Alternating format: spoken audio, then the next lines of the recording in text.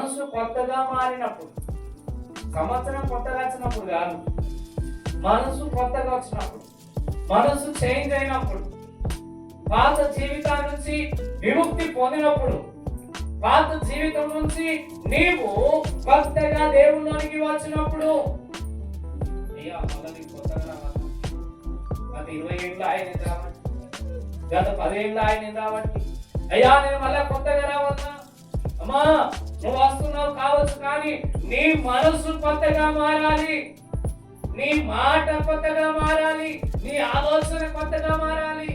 వస్తుంది సంవత్సరం వస్తుంది, రాత్రి కాలం చెప్పినట్టుగా సంవత్సరం వస్తుంది వెళ్ళిపోతుంది, కానీ నీలో మార్పు అనేది కనబడాలి.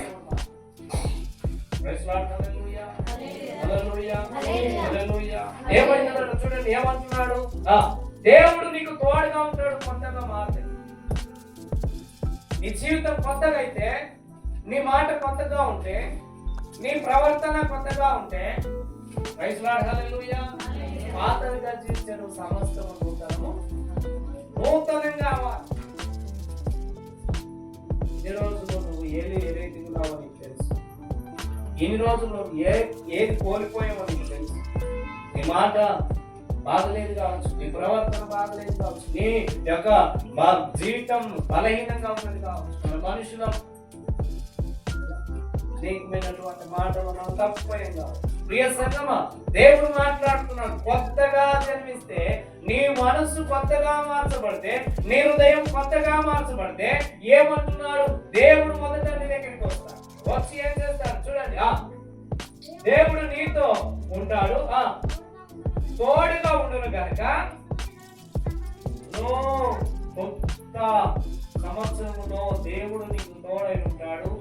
ఈ సూచక క్రియలు జరుగుతాయి, అద్భుత కార్యాలు జరుగుతాయి, ఆశ్చర్య కార్యాలు జరుగుతాయి. అద్భుతమైగా నిన్ను ఆశ్చర్య కార్యాల చేత ముందుకు నడిపిస్తాడని దేవుని యొక్క వాక్యము సెలవిస్తున్నది. ఇంకొక మాట చదవడా, నీకు మంచిది అవుతుంది. ఈ సంవత్సరం కొత్తగా మారు, ఏమైతుంది, అందరికి మంచిగా కావాలని ఉందా? ఈ సంవత్సరం మేము బాగుందా? నేను రాత్రి కాలం చెప్పింది, ఎవరికైనా గాయం అయితే తగ్గాలనుకుంటారా? తగ్గాలనుకుంటారా కదా? ఎవరికైనా చిన్న ఏదో గాయమైంది, అది తగ్గాలి కదా? ప్రైజ్ లార్డ్ హల్లెలూయా.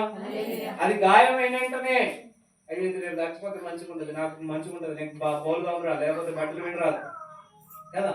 అలాగా దేవుడు మాట్లాడుతున్నటువంటి విషయం ఏంటంటే, నీ జీవితం మారాలా, దేవుని దగ్గర మార్పు చెందాలి. అందుకంటున్నాడు, ఆశ్చర్య కార్యాలు, సూచక క్రియలు ఆయన మేలు చేస్తా నీ జీవితంలో, నీవు కొత్తగా నీ జీవితాన్ని ప్రారంభిస్తావు.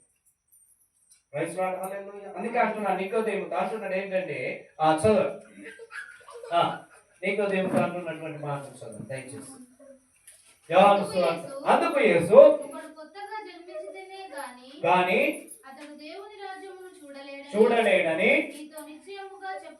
ఆమె కొత్తగా జన్మించడం ఎలాగ? కిందికి చదవండి, కిందికి చదివితే, అందుకు నికోదేము ఎలా జన్మిస్తాడని క్వశ్చన్ వేస్తాడు. రెండవ మారు నేను తల్లి గర్భమందు రెండవ సార్లు నేను వెళ్తానా? ముసలివాణ్ణైనా నన్ను నేను వెళ్ళలేను కదా, మరి ఎట్లా జన్మించాలని క్వశ్చన్ వేసి కింద మాట్లాడుతున్నాడా?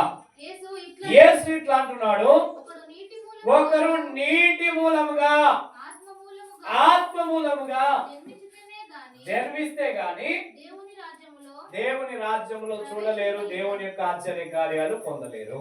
ప్రైజ్ లార్డ్ హల్లెలూయా. మొదటిగా అంటున్నాడు, నీటి మూలంగా జన్మించాలి. చాలా మంది ఇక్కడ బాప్తిసం తీసుకోలేకున్నటువంటి వారు ఉన్నారు, చాలా మంది కూడా తీసుకున్నటువంటి వారు ఉన్నారు. ప్రైజ్ లార్డ్ హల్లెలూయా. ప్రియ సంగమా, నీటి మూలముగా జన్మించాలి, రెండవదిగా ఆత్మ మూలముగా జన్మించాలి. నీటి మూలంగా జన్మించాలి, ఆత్మ మూలంగా జన్మించాలి. ఇది జన్మించినప్పుడు నీ జీవితం కొత్తగా మార్చబడుతుంది, పాతవి గతిస్తాయి, కొత్తగా మార్చబడుతుంది. ఆ విషయాన్ని కొరింథీయులకు రాసినటువంటి పత్రిక, 2వ కొరింథీయులకు రాసిన పత్రిక 5వ అధ్యాయం 17వ వచనంలో మాట రాయబడినది.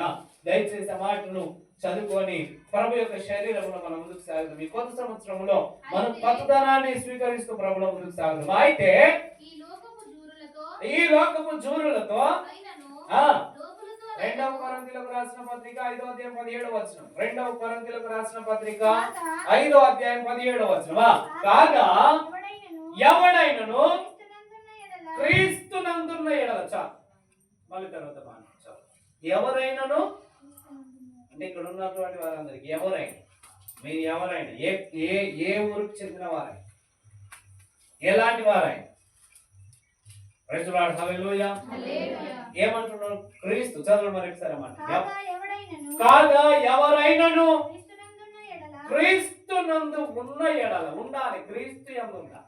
ఎవరైనా క్రీస్తు యందు ఉండాలి. క్రీస్తు యందు ఉండి మనసును నూతన పరుచుకొని, జీవితాన్ని నూతన పరుచుకొని, తోట తింటున్నావేమో అది మానుకోవాలి సంవత్సరం. చెడు చూపు చూస్తున్నావేమో మానుకోవాలి సంవత్సరం. చెడు ఆలోచనలు ఉన్నావేమో మానుకోవాలి సంవత్సరం. చెడు నీ ప్రవర్తన ఉన్నదేమో మానుకోవాలి. చూడండి, చెడు అనేది దేవునికి నచ్చదు. మీ పిల్లలు మీ పిల్లల జీవితంలో ఏదన్నా చేయరాని తప్పు చేస్తే దేవుడు మీరు ఒప్పుకుంటారు? మన ముందరనే మన పిల్లలు ఆల్కహాల్ కానీ లేదా ఇంకొకటి ఏదన్నా ఉంటే, వారి జీవితంలో చెడు ఉంటే మనం ఒప్పుకుంటాం? మనిషిన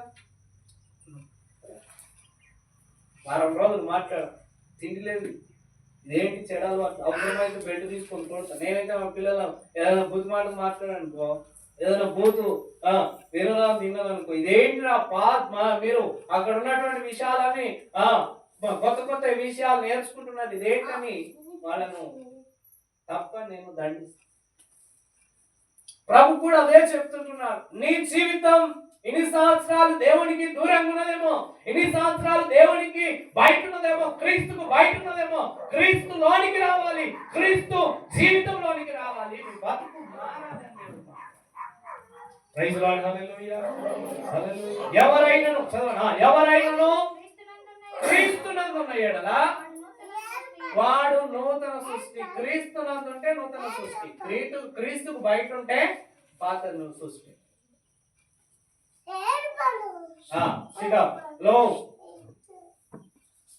సంగమా దేవుడు మాట్లాడుతున్నాడు. నూతన సృష్టి మరొక మాట మాట్లాడుతున్నా. పాతవి గతిస్తాయి, ఇదిగో కొరతవి అయితాయి. ఇంకా కింద మాట ఉంది, ఇగో అమ్మా సమస్తమును దేవుని వలన అయినది. ఇంకా మాట చదువు. క్రీస్తు ద్వారా నీకు సమాధానం, ఆయనతో సమాధానం. ఆయన లేకుండా ఏది కలగలేదని బైబిల్లో, ఆయన లేకుండా ఏది మనం పొందుకోలేమని బైబిల్లో, ఆయన లేకుండా ఈ లోకం కూడా కలగలేదని బైబిల్లో. సర్వం ఆయన ద్వారానే సృష్టించబడింది. ఈ నూతన సంవత్సరం వచ్చిందంటే ఆయన ద్వారానే వచ్చింది.